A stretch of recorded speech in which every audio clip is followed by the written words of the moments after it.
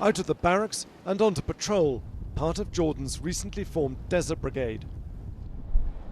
They're tasked by the king to secure this lonely border with Iraq, to keep out smugglers and the jihadists who've just vowed to take over all of Iraq's neighbouring Anbar province. Jordan's desert border with Iraq here is the closest that the forces of Islamic State have come so far to getting into this stable pro-Western kingdom. But long-term, Jordan is definitely in their sights.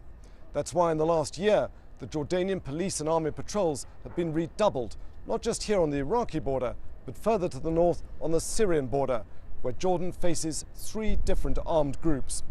We have a good plan, a good strategy to face all the terror and to face all the challenge and all the threats.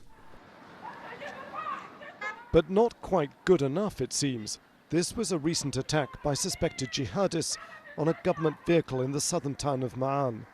Since our visit, the king has replaced all 3 top men in internal security, including the general. From the Iraqi border, we travelled west to see how Jordan is coping with extremists inside the country. Many of them are in jail, but some have been persuaded to renounce violence. We asked to be allowed in to meet one. Colonel. Assalamu alaikum. Wa alaikum assalam wa rahmatullahi wa barakatuh. How are you, sir? The police commander at Al Ruma main prison told me that out of the 500 or so inmates, 24 are going through a de-radicalization program. He took me to meet a prisoner who asked to be called Abdullah, not his real name. He gave up his university studies to go and join Islamic State in Syria last year, but then soon changed his mind, escaped to Turkey and was persuaded to come home. Arrested on his return, his mandatory tough sentence is clearly aimed at deterring others. I thought that if I went home, the authorities would be lenient. I only spent 2 weeks with ISIS. I was just a young guy who had been brainwashed. But instead, they gave me 5 years in prison for joining an armed group, which is too much for me. In this police call centre, Jordan is enlisting the public's help to report extremists as well as ordinary criminals.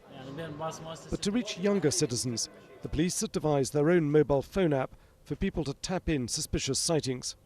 So this application, after being downloaded into the smartphones, can be easily used to report any single information by text or by recording or by voice message.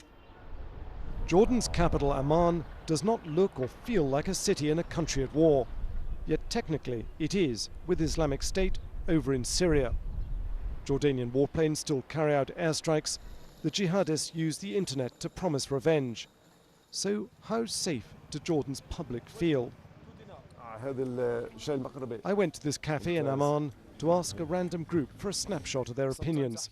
We know that there is problems around us, but inside Jordan itself we don't have any problem. It's very secure.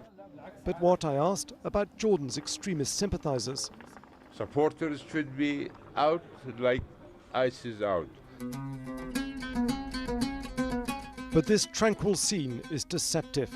In this violent region, Jordan faces enemies inside and out. Even its Western allies fear it could be the jihadists' next big target. Frank Gardner, BBC News, Jordan.